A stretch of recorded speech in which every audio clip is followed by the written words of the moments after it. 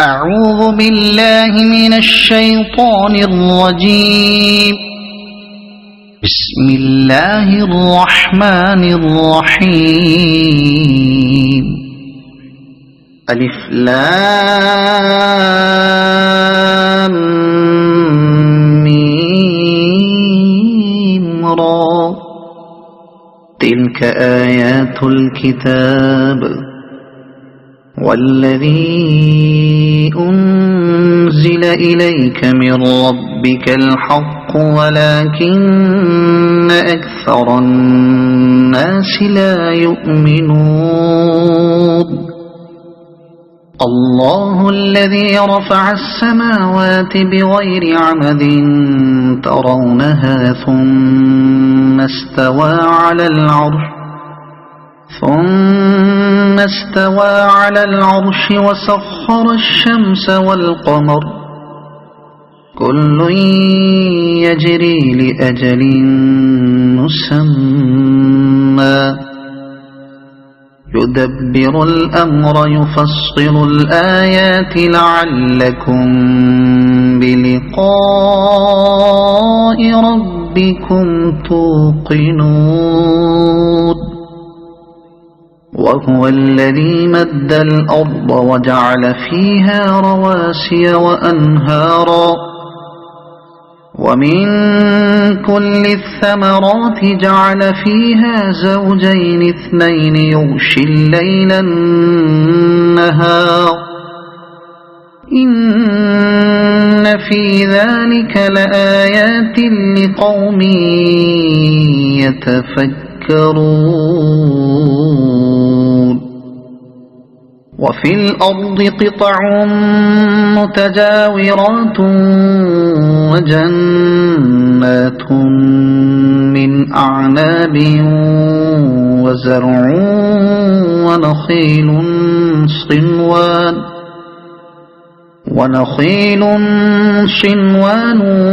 وغير صنوان يسقى بماء واحد ونفضل بعضها على بعض في الأكل إن في ذلك لآيات لقوم يعقلون. وإن تعجب فعجب قولهم أإذا كنا ترابا أإنا لفي خلق جديد أولئك الذين كفروا بربهم وأولئك الأغلال في أعناقهم وأولئك أصحاب النار هم فيها خالدون. ويستعجلونك بالسيئة قبل الحسنة وقد خلت من قبلهم المثلات وإن ربك لذو مغفرة للناس على ظلمهم وإن ربك لشديد العقاب. ويقول الذين كفروا لولا أنزل عليه آية من ربه إنما أنت منذر ولكل قوم هاد. الله يعلم ما تحمل كل أنثى وما تغيض الأرحام وما تزداد وكل شيء عنده بمقدار. عالم الغيب والشهادة الكبير المتعال سواء منكم من أسر القول ومن جهر به ومن هو مستخف بالليل وسارب بالنهار له معقبات من بين يديه ومن خلفه يحفظونه من أمر الله إن الله لا يغير ما بقوم حتى يغيروا ما بأنفسهم وإذا أراد الله بقوم سوءا فلا مرد له وما لهم من دونه من وال هو الذي يريكم البرق خوفا وطمعا وينشئ السحاب الثقال ويسبح الرعد بحمده والملائكة من خيفته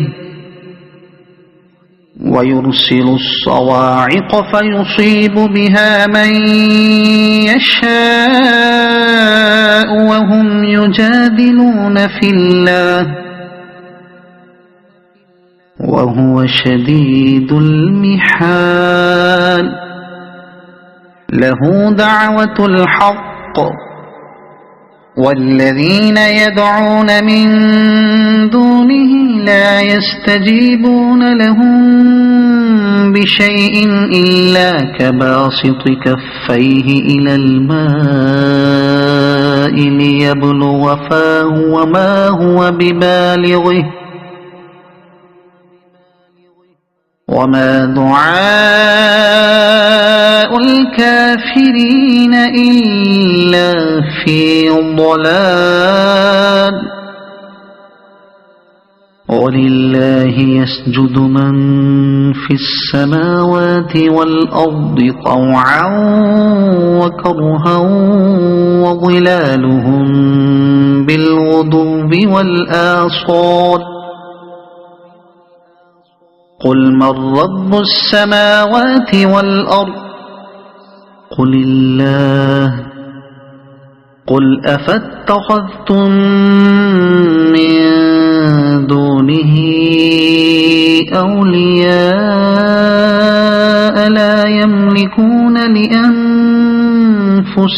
نفعا ولا ضرا قل هل يستوي الأعمى والبصير أم هل تستوي الظلمات والنور أم جعلوا لله شركاء خلقوا كخلقه فتشابه الخلق عليهم قل الله خالق كل شيء وهو الواحد القهار أنزل من السماء ماء فسالت أودية بقدرها فاحتمل السيل زبدا رابيا ومما يوقدون عليه في النار ابتغاء حلية أو متاع زبد مثله كذلك يضرب الله الحق والباطل فأما الزبد فيذهب جفاء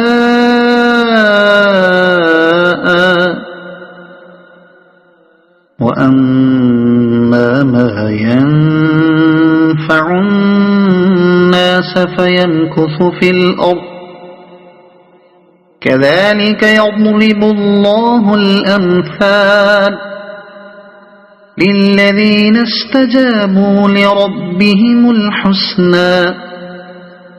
والذين لم يستجيبوا له لو أن لهم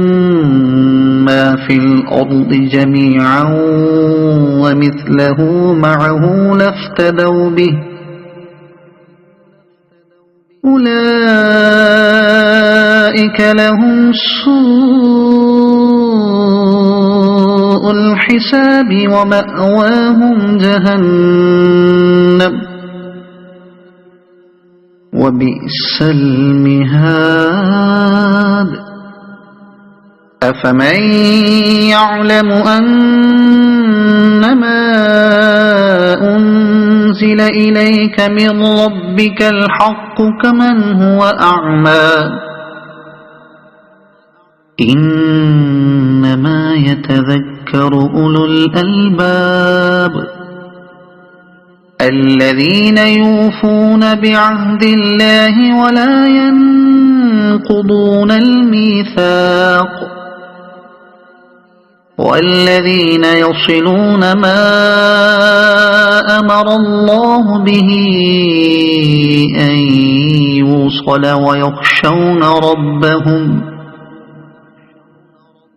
ويخشون ربهم ويخافون سوء الحساب والذين صبروا ابتغاء وجه ربهم وأقاموا الصلاة وأنفقوا مما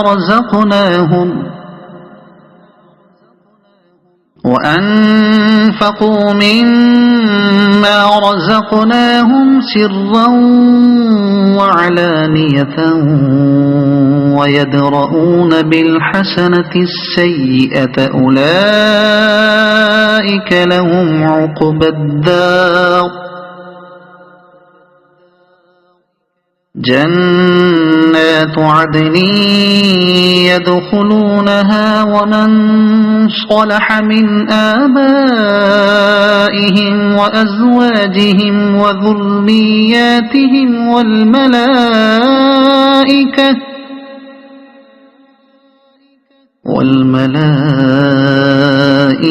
يدخلون عليهم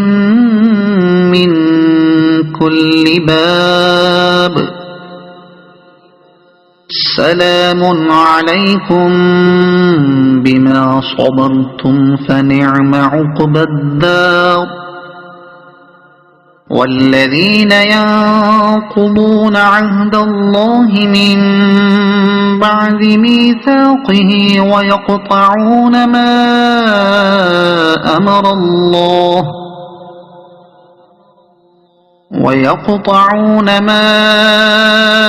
أمر الله به أن يوصل ويفسدون في الأرض أولئك لهم اللعنة ولهم سوء الدار الله يبسط الرزق لمن يشاء ويقدر وفرحوا بالحياة الدنيا وما الحياة الدنيا في الآخرة إلا متاع ويقول الذين كفروا لولا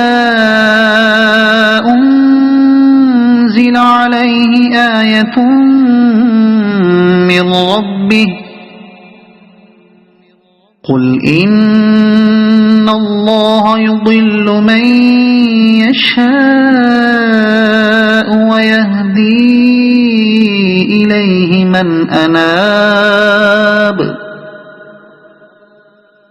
الذين آمنوا وتطمئن قلوبهم بذكر الله ألا بذكر الله تطمئن القلوب الذين آمنوا وعملوا الصالحات طوبى لهم وحسن مآب كذلك أرسلناك في أمة قد خلت من قبلها لتتلو عليهم الذي أوحينا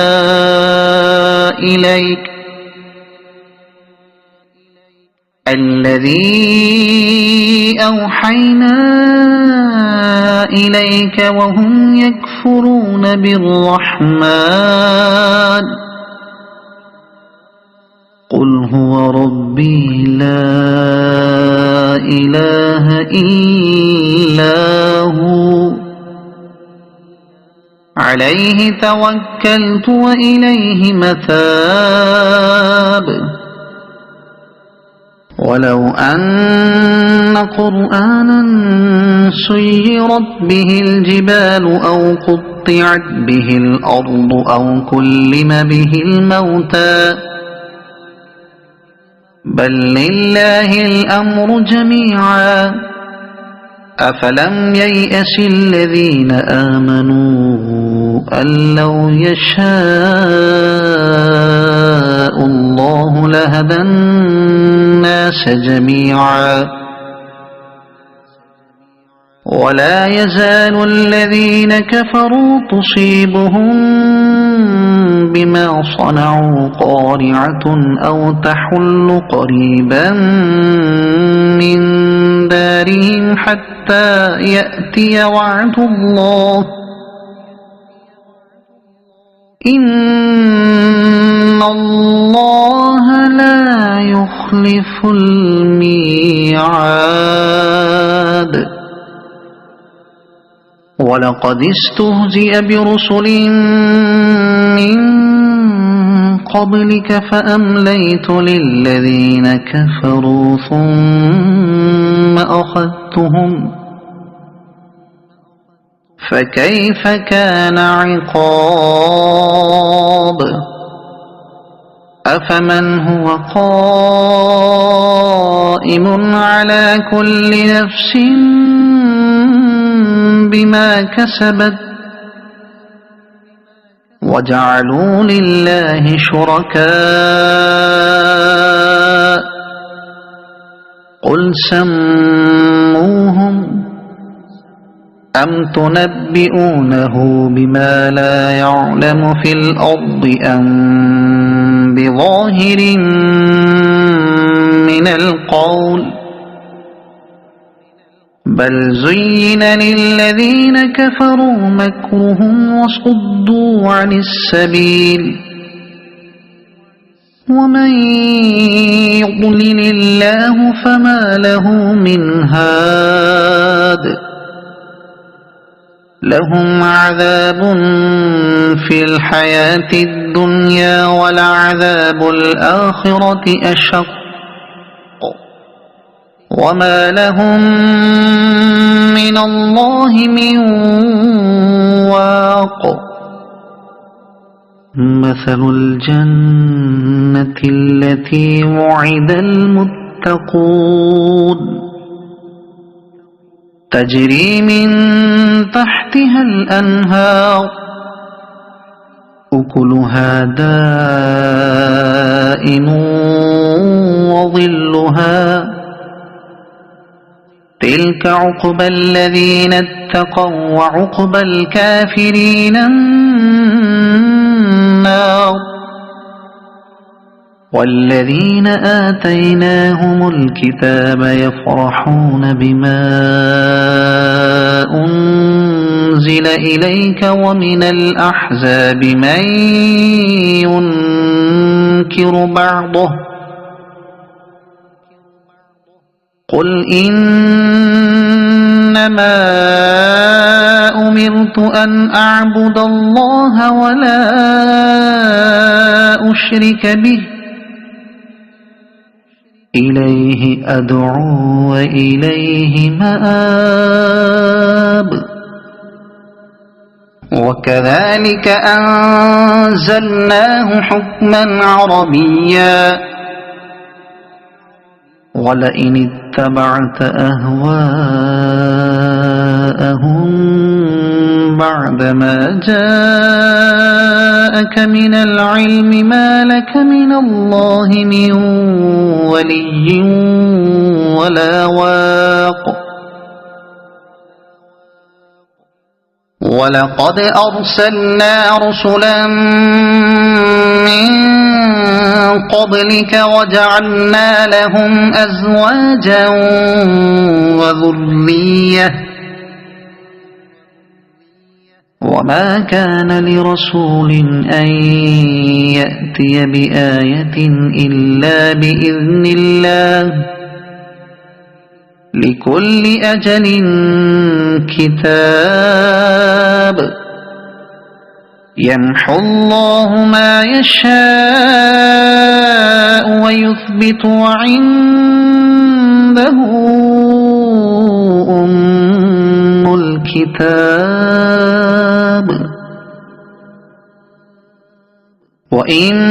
وإما نرينك بعض الذي نعدهم أو نتوفينك فإنما عليك البلاغ وعلينا الحساب أولم يروا أنا نأتي الأرض ننقصها من أطرافها والله يحكم لا معقب لحكمه وهو سريع الحساب وقد مكر الذين من قبلهم فلله المكر جميعا يعلم ما تكسب كل نفس وسيعلم الكفار لمن عقبى الدار ويقول الذين كفروا لست مرسلا قل كفى بالله شهيدا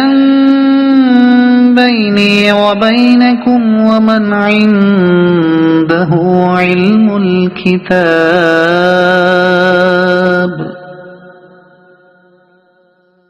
صدق الله العظيم.